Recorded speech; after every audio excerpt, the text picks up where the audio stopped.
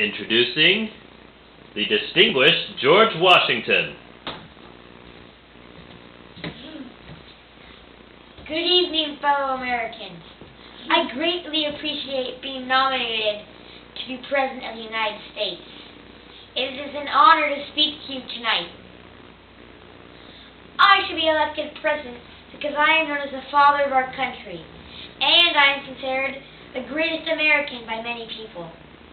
Many stories are told about me, but one unknown and very interesting fact is that I was one of America's original spy masters.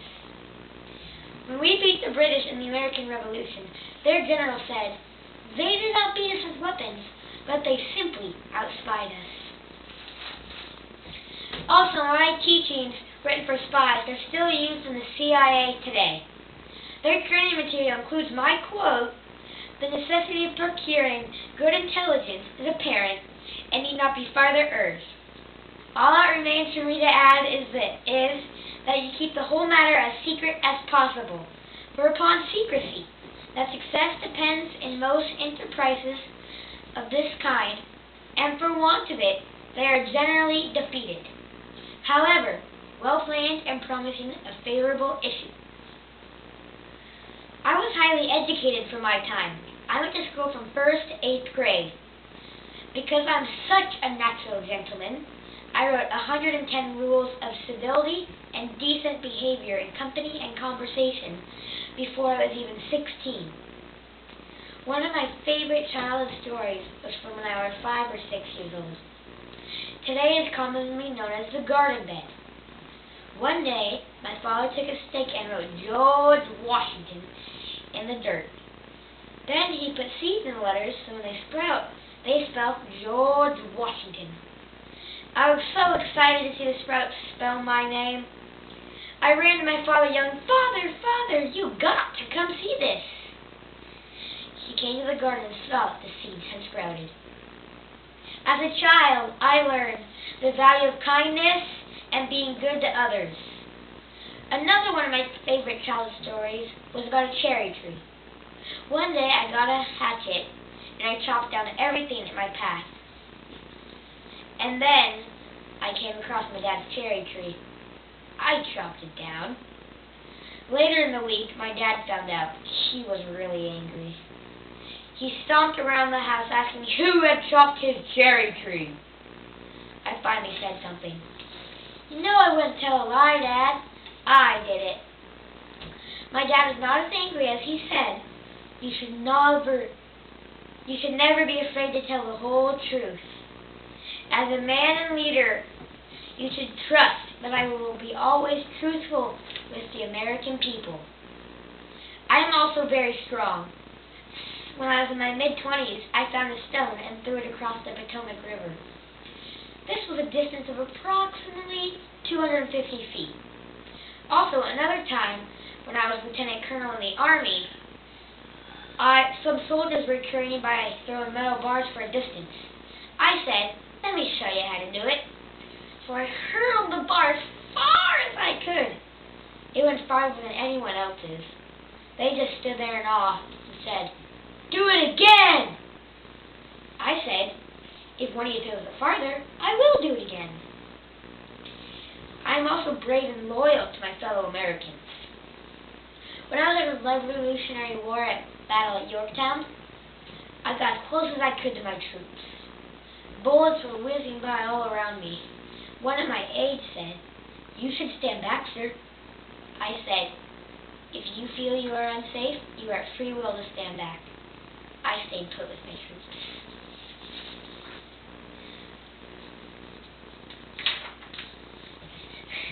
I want my voters to know that I understand the needs and concerns of the individual states.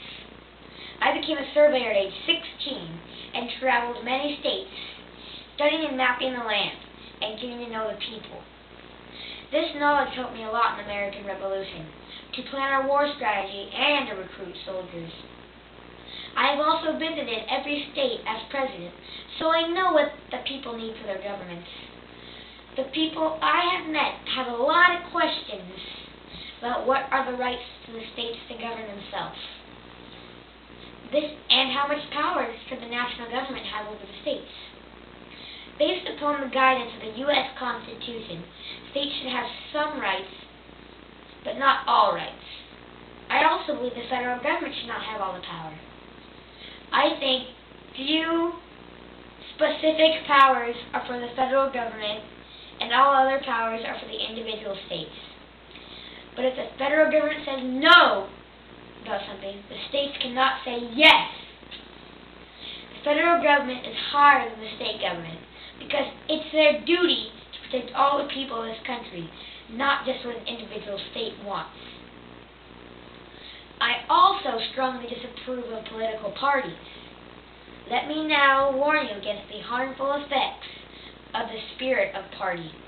This spirit, unfortunately, exists in different shapes in all governments. But in those of the popular form, it is seen from its greatest thickness and truly their worst enemy. I believe they will create deep separation in our country, and that eventually political parties would do whatever it takes to win, instead of doing what is best to help the country. For that reason, I was non-partyism, which is one of the reasons I was chosen to be the first president. I tried also to get people to say they're Americans, not New Yorkers or Virginians, but Americans. You are always Americans first. I tried to get people to say that they're Americans, not statesmen, so they might help each other more.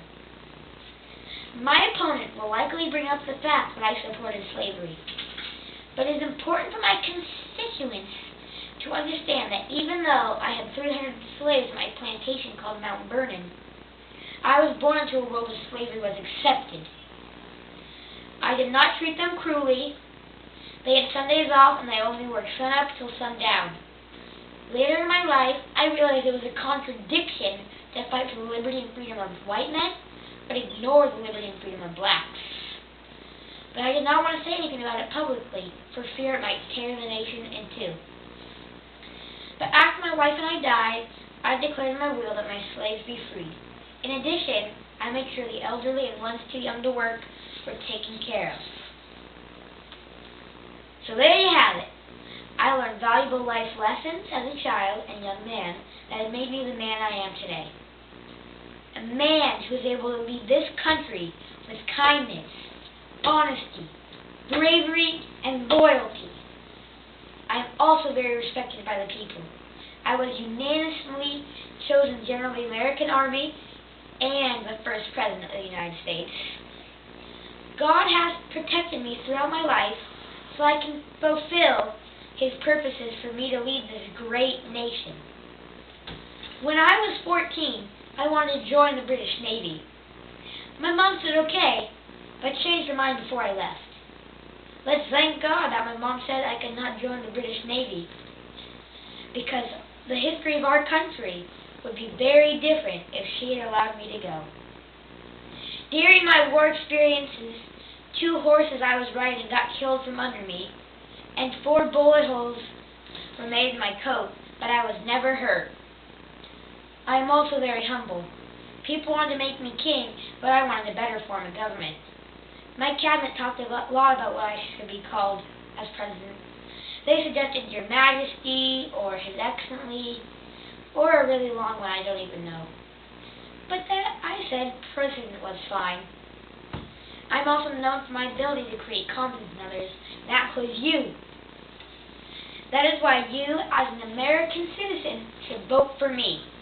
First in war, first in peace, and first in the hearts of Americans. Thank you.